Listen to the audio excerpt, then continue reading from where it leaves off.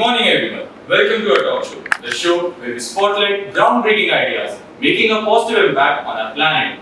Today, we are thrilled to dive into an inspiring world of the Green School project, a revolutionary initiative that's turning school into a thriving ecosystem of sustainability and learning.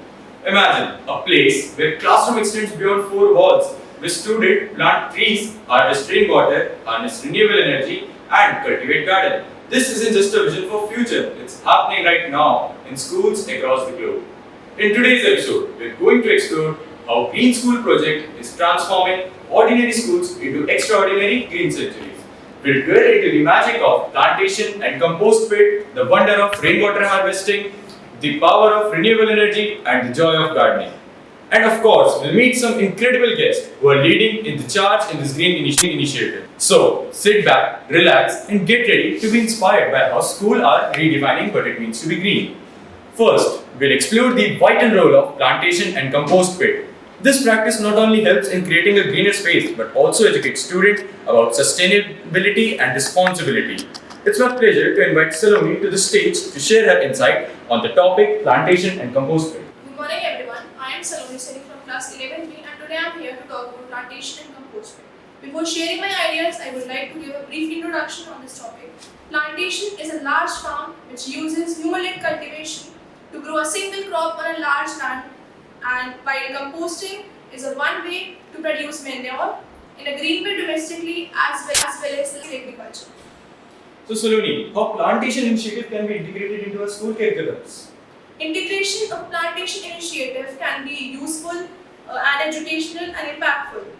We can incorporate it into various subjects, like in science we can study about plant growth and we can conduct experiments about different soil types and plant species, while in geography we can study about ecosystems and we can use our school garden to study about flora and fauna.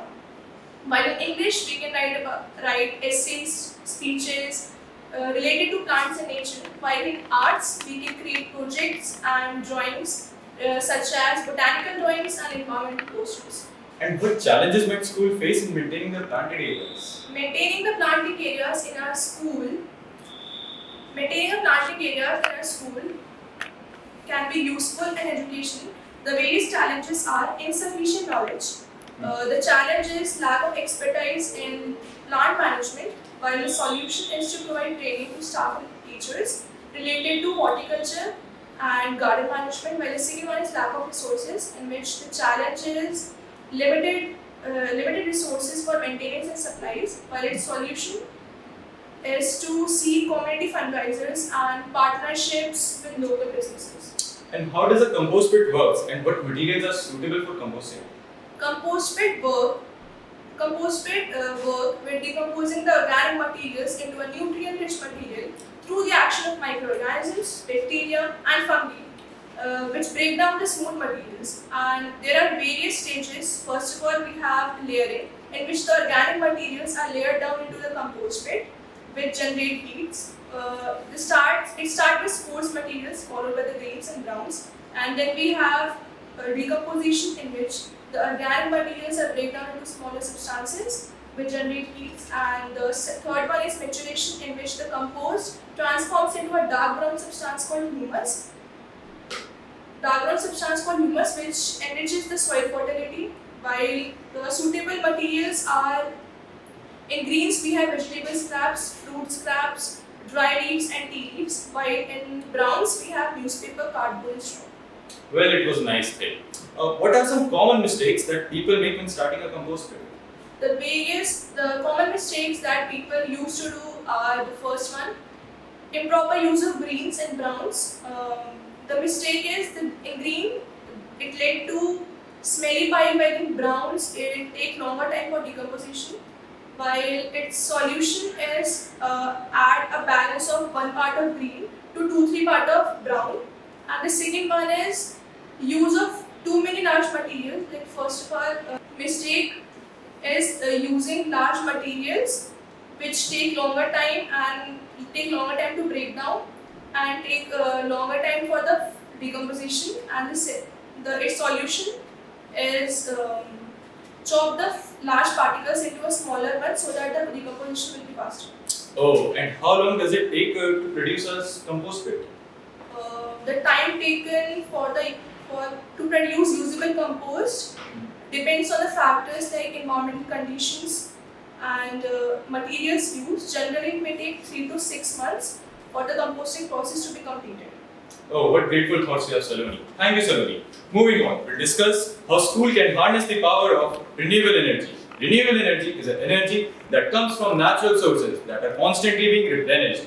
I'm delighted to invite Mr. Samar to speak on the integration of renewable energy in school. Good morning, everyone. Today, I'm very excited to talk about an essential and timely topic, preserving energy for a greener school. As we embark on a journey towards a sustainable and eco-friendly school environment, it's essential to learn about the concept of energy conservation and how we can make a significant impact with simple yet effective steps.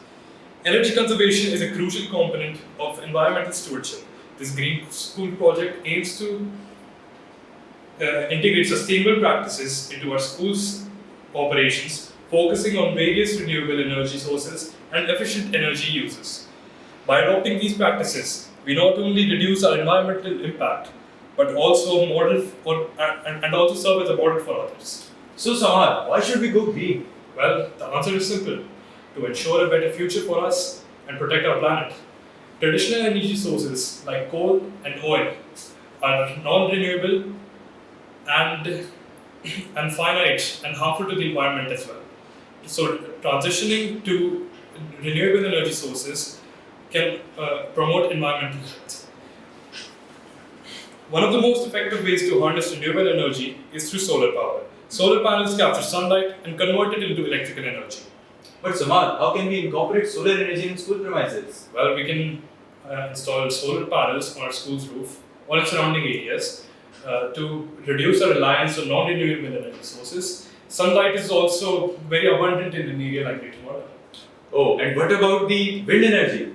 Well, installing large turbines could be a challenge for our school settings, but smaller vertical turbines could be feasible for our school's needs.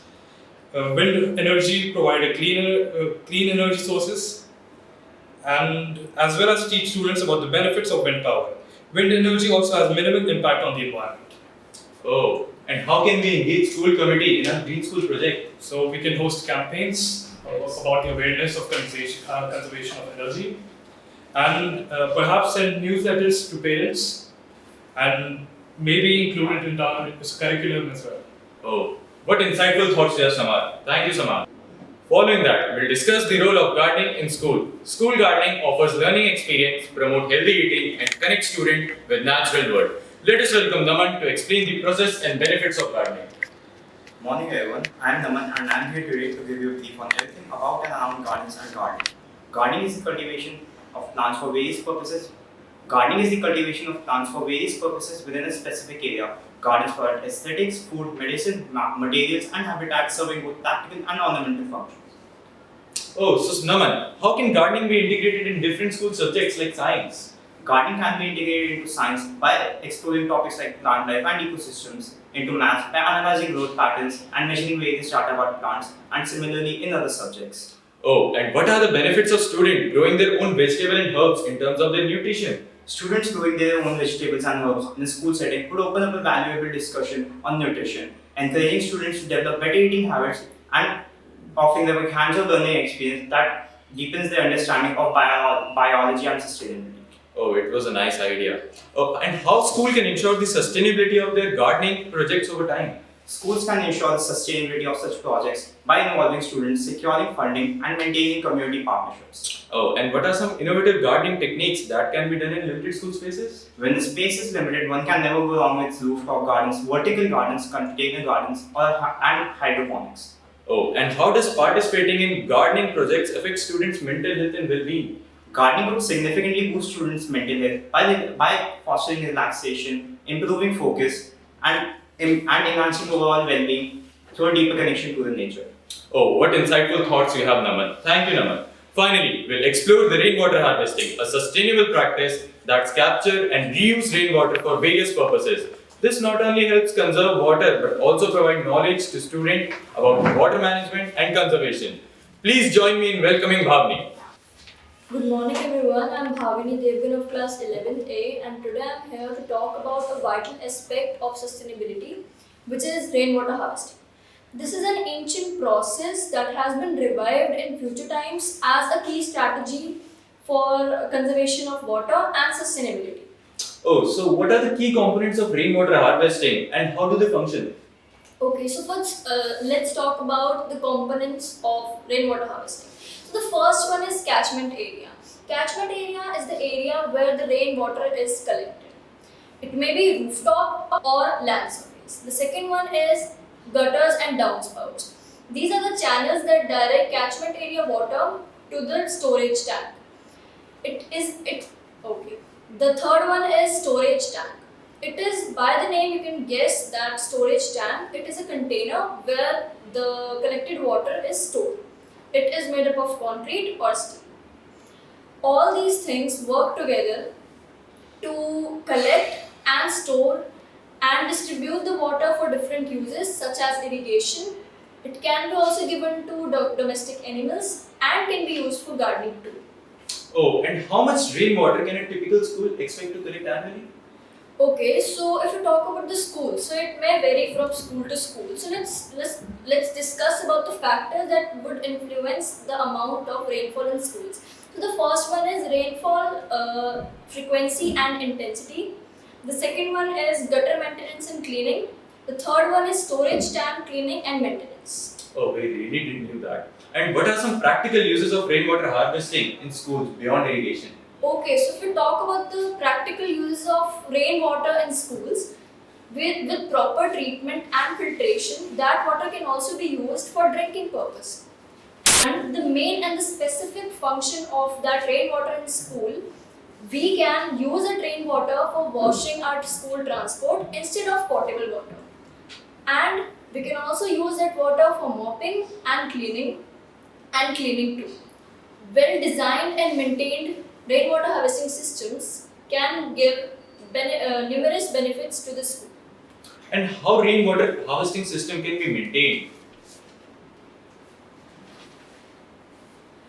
If we talk about the maintenance of rainwater harvesting system, so what we need to do is we have to remove the blockage. So removal of blockage from drainage system should be done, which should be done time to time.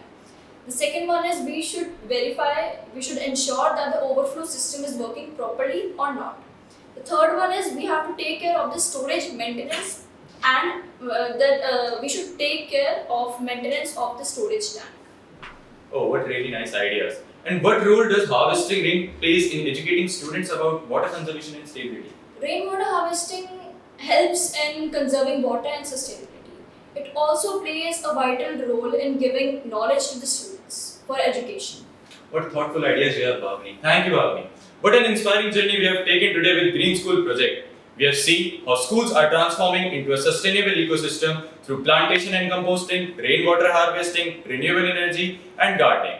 A huge thanks to our experts for sharing their insight and passion. Remember, changes start with small action, and each of us can contribute to a greener world. Thank you for joining us on the talk show. Stay inspired and keep making a small difference. Until next time, let's work together for a sustainable future. Thank you.